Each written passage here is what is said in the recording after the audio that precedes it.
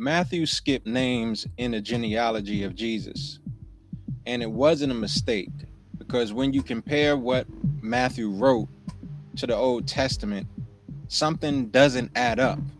So let me show you what I'm talking about.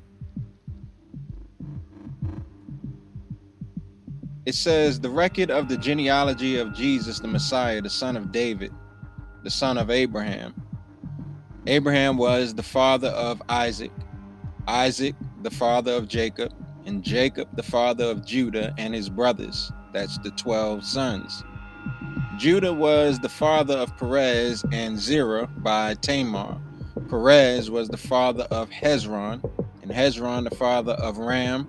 Ram was the father of Amminadab, and Amminadab the father of Nahshon, and Nahshon the father of Salmon, and Salmon was the father of Boaz by Rahab. Boaz was the father of Obed by Ruth, and Obed the father of Jesse. Jesse was the father of King David. David was the father of Solomon by Bathsheba, who had been the wife of Uriah. Solomon was the father of Rehoboam, the father of Abijah, and Abijah the father of Asa, and Asa was the father of Jehoshaphat, and Jehoshaphat the father of Joram, and Joram the father of Uzziah. Uzziah was the father of Jotham, Jotham the father of Ahaz, and Ahaz the father of Hezekiah. Hezekiah was the father of Manasseh, and Manasseh the father of Amon, and Amon the father of Josiah. Josiah became the father of Jeconiah and his brothers at the time of the deportation to Babylon, or exile to Babylon. After the deportation to Babylon, Jeconiah became the father of Shealtiel, and Shealtiel the father of Zerubbabel. Zerubbabel was the father of Abihud, and Abihud the father of Elikim, and Elikim the father of Azor. Azor was the father of Zadok, Zadok the father of Achim, and Achim the father of Eliud.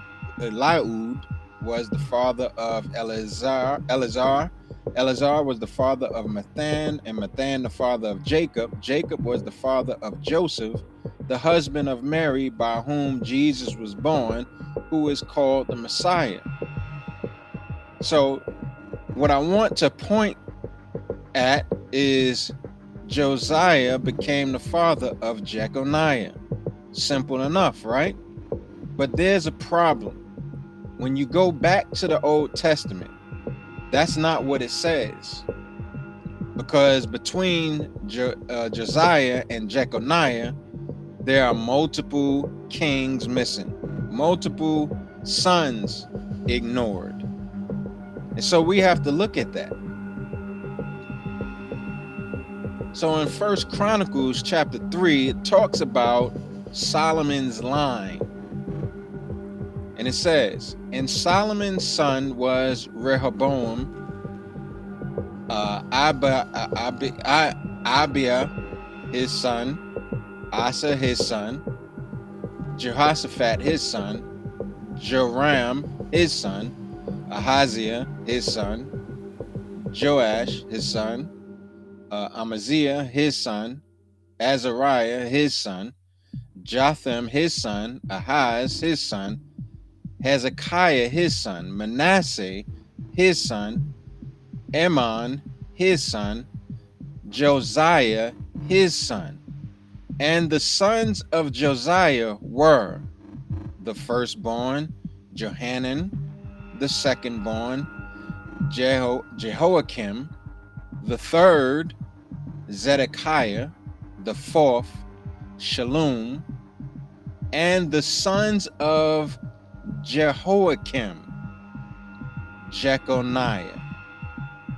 That's not just one name missing from Matthew's lineage. That's an entire section of the bloodline gone. So now the question is, Why would Matthew skip generations in the lineage of the Messiah? Was it an error or was it intentional? This leaves a big question mark. Why does Matthew alter the genealogy list? There's only one reason that Matthew altered the genealogy list.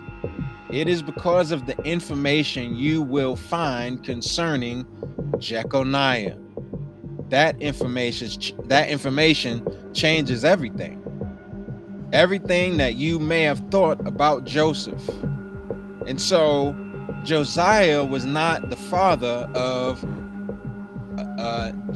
Jeconiah, because it lists the sons of Josiah here: Johanna, Jehoiakim, Zedekiah, and Shallum. So from what's missing is Johanna, Jehoiakim, Zedekiah, and Shallum. But Jehoiakim is the father of Jeconiah. So let's see why Matthew altered the genealogy list. Could it be he was trying to point out some information on a selfly basis, being sneaky? Well, let's look at some information from First Chronicles. Not First Chronicles, excuse me, this is wrong. Jeremiah chapter 22. I forgot to take out First Chronicles here on this next slide, so just ignore. But it says, "As I live, saith the Lord." So this is the Lord speaking. "Though Coniah, who is also Jeconiah, the son of Jehoiakim, king of Judah, were the signet upon my right hand, yet I would pluck thee thence, and I will give thee into the hand of them that seek thy life, and into the hand of them whose face thou fearest, even into the hand of Nebuchadnezzar, king of Babylon, and into the hand of the Chaldeans. And I will cast thee out, and thy mother that bare thee, into another country, where ye were not born, and there shall ye die. But to the land whereunto they desire to return, that is, back to the land of Israel, thither shall they not return. Is this man Coniah a despised, broken idol? Is he a vessel wherein is no pleasure? Wherefore are they cast out? And they were cast out from the land of Judah to Babylon, he and his seed, and are cast into a land which they know not. O earth, earth, hear the word of the Lord. So the earth is witness to the word of the Lord. That's why the Lord is calling upon the earth to witness to the word of the Lord. Thus saith the Lord, write you this man childless. He's referring to Coniah or Jeconiah, a man that shall not prosper in his days, for no man of his seed shall prosper. How? Sitting upon the throne of David and ruling anymore in Judah. And this ruling here in Hebrew is a word that is only reference for the king of Judah, or the king over Israel. It's talking about dominion. And so God says Coniah, who is also Jeconiah, he was sent into Babylonian captivity. However, God not only sent him into captivity, but he also placed a curse on Jeconiah and his descendants. Though Jeconiah had sons that also went into captivity, God personally viewed him as a man who was childless. This part of the curse means that though he had sons because God viewed him as childless. No one from his line could inherit the promise given to Judah, which is the throne of David. That is the kingdom of God. That is why the next section says, for no man of his seed, referring to Jeconiah, shall prosper, sitting upon the throne of David. No man will prosper in sitting upon the throne of David. He is talking about the fact that no man will inherit the throne of David and ruling anymore in Judah.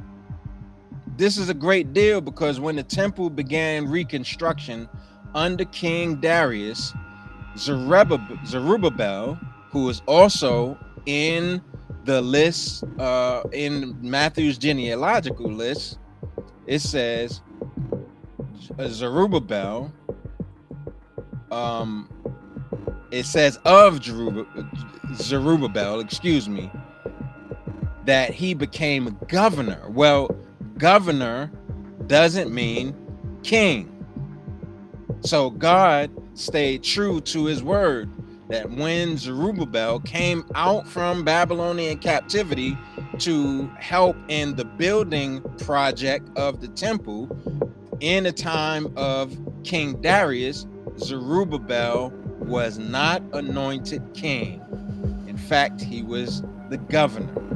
And that is because God said, no man of Jeconiah's seed shall prosper, sitting upon the throne of David and ruling anymore in Judah.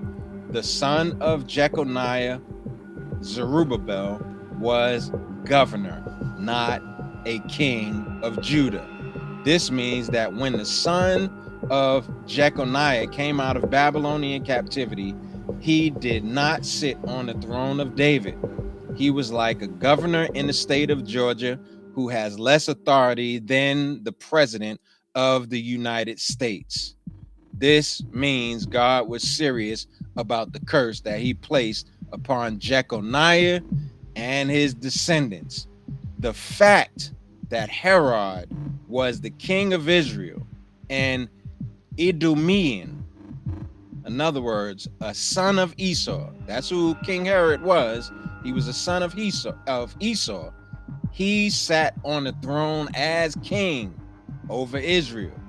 And this lends further evidence that Joseph, who is a descendant of Jeconiah, which is why Matthew wrote the genealogy list, he wanted to show you that Joseph, who is the descendant of Jeconiah through Solomon's line, could not inherit the throne of David because God placed the curse on Jeconiah. The curse is Jeconiah was viewed as childless. Therefore, if he's childless, in God's view, in God's perspective, no one could inherit the throne. And God said no one would sit upon the throne of David or rule in Judah anymore. He's referring to kingship. So we have a dilemma. And the problem is Jesus comes through this line, but the line is cursed.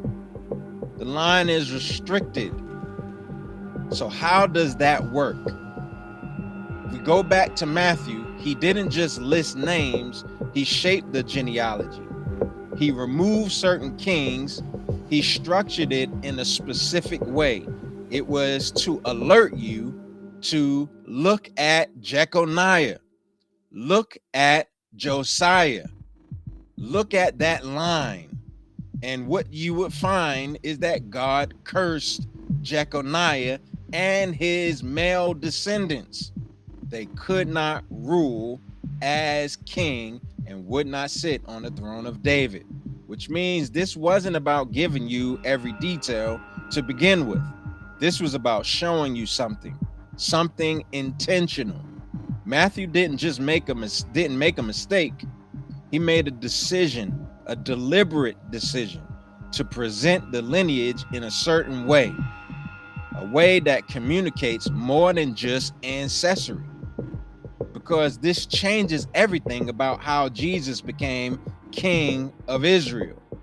It's not just history, it's a message about a line and what's being fulfilled. Now, it brings the virgin birth to the forefront.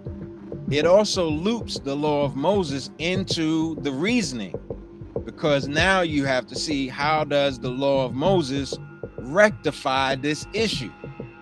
Things that you will not be able to deny. And once you see that, you realize something. Matthew wasn't just recording where Jesus came from. He was showing you something deeper about who Jesus is. And most people completely miss it. For more content, I want you to subscribe to the channel. I want to do a deep dive into more of this topic, because there's a message there that Christianity has not shown you. Shalom.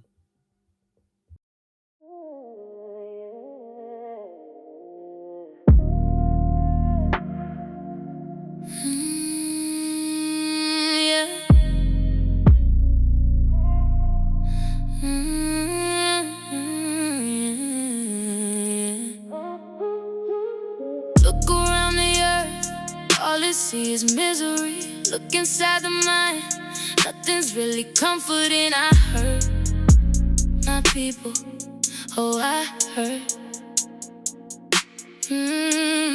Look inside the home, all I see is frustrating. Look onto the block, and everything's depressing me. Where do we go from here? I'm speaking out loud, but nobody has listened. Nobody has listened. Everyone knows what the soul has been missing. Heal us, please can you heal us? I'm crying to you with my tear on my pillow. There's nothing else that we can do but trust in you. My eyes is open wide, and yeah, this is all I will do.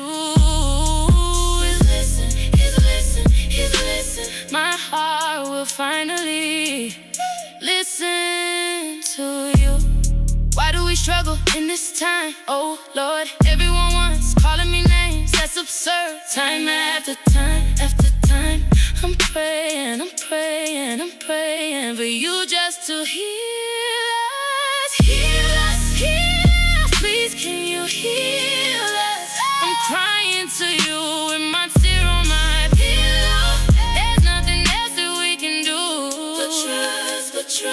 but trust in you. My eyes is open wide, and yeah, this is all I will do. Is listen. My heart will finally listen to you. We're hurting, we're sorry, we honestly want you. Oh God, we know that you are our God. You are our Father's good, merciful God. All of our praises we raise to you. Praise I'm crying to you with my tear on my pillow. There's nothing else that we can do but trust in you. My eyes is open wide, and yeah, this is all I will do. Is listen. My heart will finally